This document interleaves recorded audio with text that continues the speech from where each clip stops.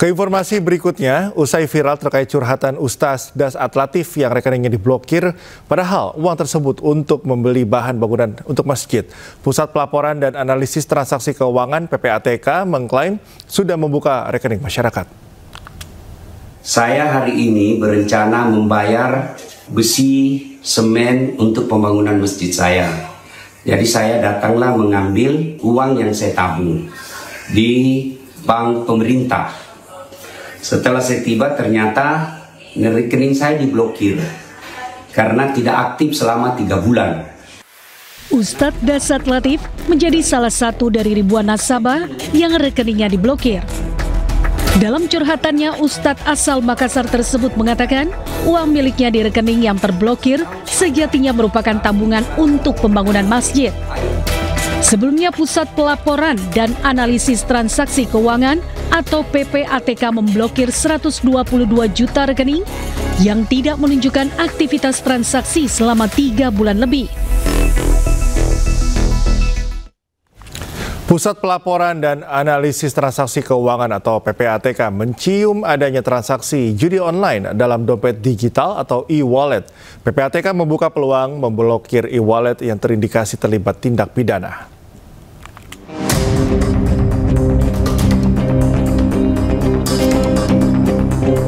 Pusat Pelaporan dan Analisis Transaksi Keuangan atau PPATK membuka peluang memblokir dompet digital atau e-wallet. Kabar ini menuai sorotan warganet. Kepala PPATK Ivan Yustiavandana menegaskan PPATK dapat memblokir e-wallet atau dompet digital dalam situasi tertentu. Namun sifatnya berupa penindakan atas suatu kasus. Di antaranya resiko e-wallet sebagai rekening penampung deposit judi online. Mekanisme ini tentu berbeda dengan kebijakan sebelumnya yang menyasar rekening dormant atau tidak aktif. Sementara itu sebelumnya PPATK memblokir 122 juta rekening dormant atau rekening yang tidak menunjukkan aktivitas transaksi selama 3 bulan lebih dari 105 bank. Kini, seluruh rekening itu telah dibuka kembali. Menurut PPATK, akibat pemblokiran rekening, transaksi judol menurun hingga minus 70%, yakni dari 5 triliun rupiah menjadi 1 triliun rupiah. Pemirsa, hujan deras serta tanggul jebol menyebabkan puluhan rumah warga terendam banjir di Kelurahan Kencana dan Mekarwangi, Kota Bogor, Jawa Barat. Sementara di Bojonggede, Kabupaten Bogor, banjir merendam puluhan rumah hingga seorang warga menderita luka-luka.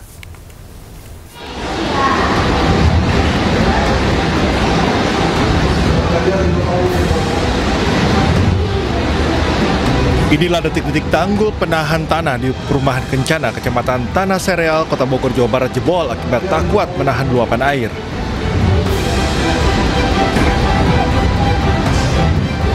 Banjir menyebabkan puluhan rumah warga terendam setinggi 1 meter. Peristiwa ini terjadi setelah wilayah Kota Bogor dilanda hujan deras sejak Sabtu sore. Petugas BPBD Kota Bogor yang tiba di lokasi langsung melakukan proses penyedotan air yang menggenangi rumah menggunakan pompa air.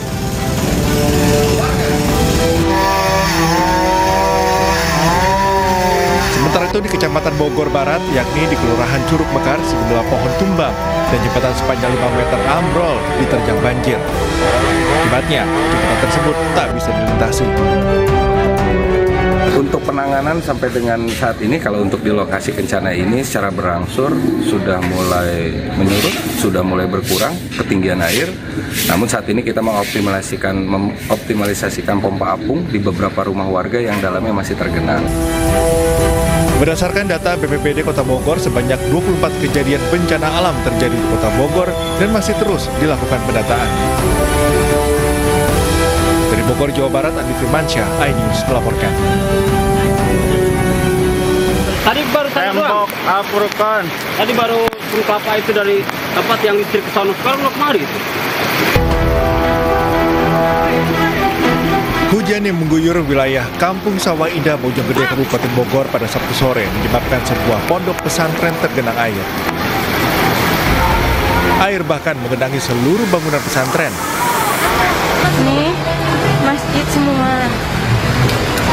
Kondisi di belakang udah nggak bisa divideoin karena udah dalam banget dan udah berarus, takutnya ke bawah sekali. Meskipun banjir kerap terjadi di kawasan ini, banjir kali ini lebih besar dari sebelumnya hingga membuat seorang santri harus dilarikan ke rumah sakit karena menderita luka-luka saat hendak menyelamatkan diri.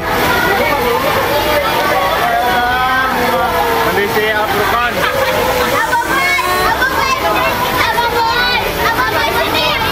Korban luka-luka langsung dilarikan ke rumah sakit, sementara warga dan santri yang terdampak banjir mengungsi di masjid dan tempat yang lebih aman. Dari Kabupaten Bogor, Jawa Barat, Wildan Hidayat, iNews melaporkan. Pemirsa, kecelakaan beruntun melibatkan 15 kendaraan di tol Srondol arah Kaligawe. Kecelakaan diduga akibat kontainer rem blong. Satu korban luka berat dilarikan ke RSUP Dr. Karyadi Semarang. Proses mau dinaikkan derek ini untuk gajah yang terjadi laka. Untuk kendaraan berat. Diduga akibat remblong sebuah truk kontainer terlibat kecelakaan karambol di tol Srondol KM 432 Semarang. Sebanyak 15 kendaraan terlibat dalam kecelakaan beruntun ini. Dari 15 kendaraan, 6 kendaraan mengalami rusak berat. Kecelakaan bermula saat truk kontainer yang diduga mengalami remblong melaju dari arah Banyumanik menuju arah Kaligawe dan truk menabrak kendaraan yang ada di depannya.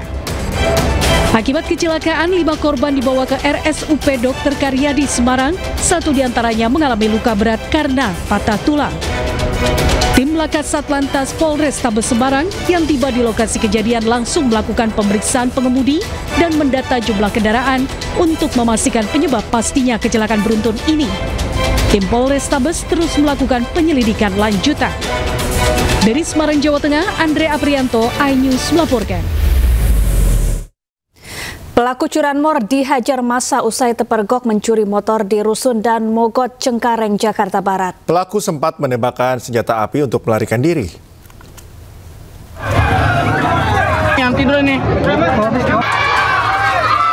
Warga Rusun dan Mogot, Cengkareng, Jakarta Barat menangkap pelaku pencurian sepeda motor yang tengah beraksi. Aksi pencurian terpergok dan berhasil digagalkan warga. Pelaku yang sudah 3 kali beraksi ini sempat menembakkan senjata api untuk melarikan diri.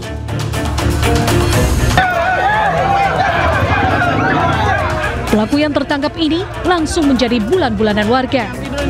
Guna menghindari amukan warga yang beringas, pelaku langsung digelandang ke kantor keamanan setempat.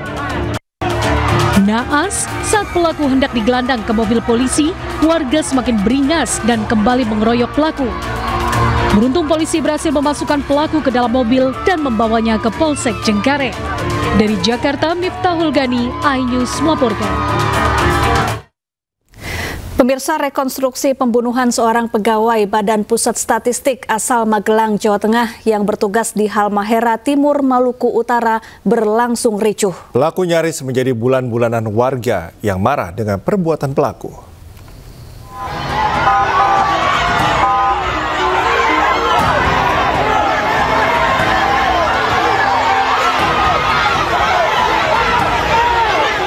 Saat tiba di lokasi rekonstruksi yang merupakan tempat kejadian perkara pembunuhan, mobil yang membawa pelaku sempat dihampiri ratusan warga.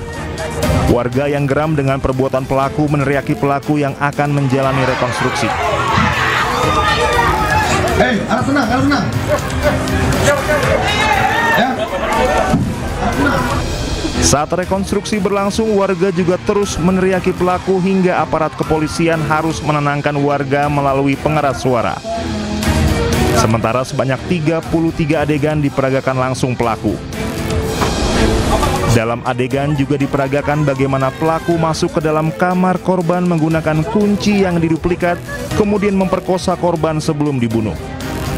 Polisi menyebut pelaku yang juga merupakan pegawai BPS telah merencanakan aksinya dengan memantau aktivitas korban selama 2 hari.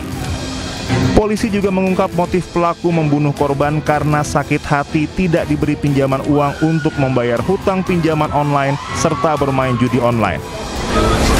Sekitar lebih 33 adegan. Nah, satu adegan itu untuk mensinkronkan dengan keterangan dari pelaku dan memperjelas dalam nanti pembuktian dalam penyidikan. Sebelumnya, polisi menangkap pelaku yang terancam hukuman mati ini usai menggelar resepsi pernikahan dengan kekasihnya yang juga pegawai BPS dan anak salah satu lurah di Ternate. Polisi terus mengembangkan kasus pembunuhan ini dan tidak menutup adanya pelaku lain. Dari Ternate, Maluku Utara, Ismail Sangaji, iNews melaporkan. Kita ke informasi lain, pemirsa. Jelang rencana Perdana Menteri Israel mencaplok jalur Gaza, tentara Zionis Israel masih terus membombardir Gaza dengan serangan udara. Ya, padahal beberapa pekan sebelumnya, pemirsa, Israel mengumumkan kota Gaza daerah jeda pertempuran.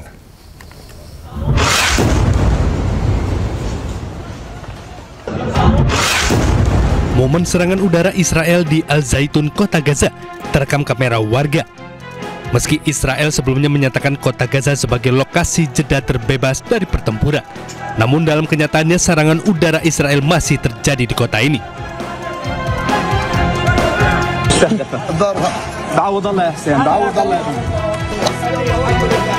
Akibat serangan udara Israel ini, sejumlah bangunan rusak berat dan terbakar. Petugas pertahanan sipil Gaza berupaya memadamkan api dan mencari korban yang mungkin terjebak di antara reruntuhan. Sejauh ini, otoritas setempat belum mengumumkan dampak serangan udara Israel terhadap warga Gaza. Kondisi warga Gaza kini semakin memprihatinkan. Kematian membayangi warganya sehari-hari, entah itu akibat kelaparan atau pemboman akibat serangan udara Israel.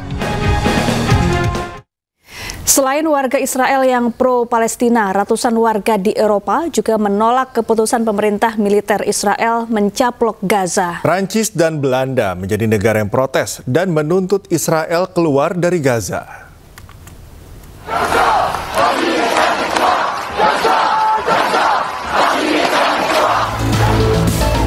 Sejumlah warga di Prancis menggelar aksi solidaritas untuk Palestina. Mereka menuntut segera diberlakukannya gencatan senjata, membuka blokade bantuan kemanusiaan, dan memberikan sanksi untuk Israel serta sekutunya.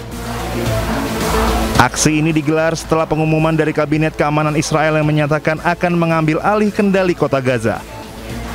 Presiden Prancis Emmanuel Macron pun mengumumkan akan mengakui negara Palestina pada September mendatang. Sementara itu di Belanda, sejumlah peserta aksi menggelar unjuk rasa di Den Haag.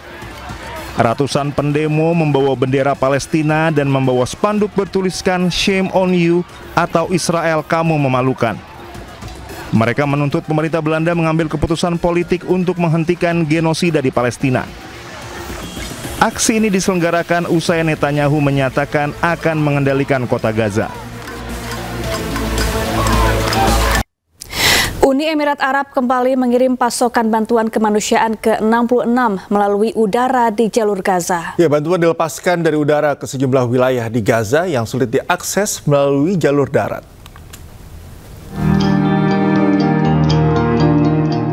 Uni Emirat Arab melaksanakan pengiriman bantuan kemanusiaan ke-66 melalui udara di jalur Gaza pada hari Jumat sebagai bagian dari inisiatif Birds of Goodness atau burung kebaikan yang sedang berlangsung. Pengiriman terbaru ini dilaporkan dilakukan bekerja sama dengan Yordania, Jerman, Belgia, Prancis, Belanda, dan Italia. Rekaman menunjukkan pesawat-pesawat melepaskan kiriman makanan dan pasokan bantuan kemanusiaan vital di atas wilayah-wilayah di Gaza yang masih sulit diakses melalui darat. Warga terlihat antusias menerima bantuan dan membawa kotak-kotak. Salah seorang warga pun terekam mengatakan semoga mereka diberi pahala usai mendapatkan kotak berisi bantuan kemanusiaan.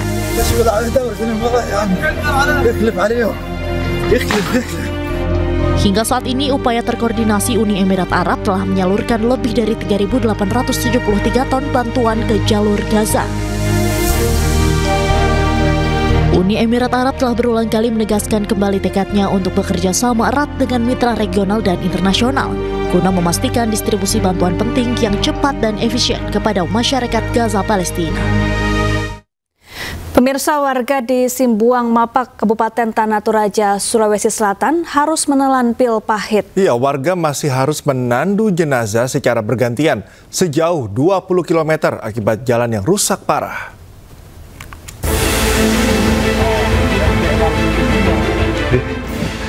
Warga di Simbuang, Mapak, Kabupaten Tanah Toraja harus menandu jenazah melintasi jalan berlumpur dan tak layak dilintasi kendaraan. Buruknya infrastruktur jalan membuat warga terpaksa bergantian menandu jenazah hingga puluhan kilometer menuju rumah duka. Ambulans yang digunakan dari kota Makassar tidak mampu melanjutkan perjalanan akibat kondisi jalan yang rusak parah. Mulai dari Kecamatan Mapak menuju Kecamatan Simbuang. Warga berharap pemerintah kabupaten maupun pemerintah provinsi memberikan perhatian serius terhadap kondisi infrastruktur di wilayah Simbuang, Mapak. Jarak yang ditempuh masyarakat untuk menandu jenazah ini sekitar kurang lebih 20 km. Itu diakibatkan karena ambulans dari Makassar ini tidak bisa tembus melalui akses yang begitu parah. Sebagai kabupaten kita sudah bersurat secara resmi tentunya ke gubernur dan anggota DPRD provinsi untuk bisa menjadi perhatian tempat ini karena memang betul ini sangat dibutuhkan oleh masyarakat. Diketahui Jalan Poros Simbuang, Mapak merupakan jalur vital yang menghubungkan Kabupaten Tanah Toraja dengan Kabupaten Pinrang di Sulawesi Selatan dan Kabupaten Mamasa di Provinsi Sulawesi Barat. Meski demikian, statusnya sebagai jalan provinsi kerap membuat perbaikan terhambat oleh koordinasi lintas pemerintah.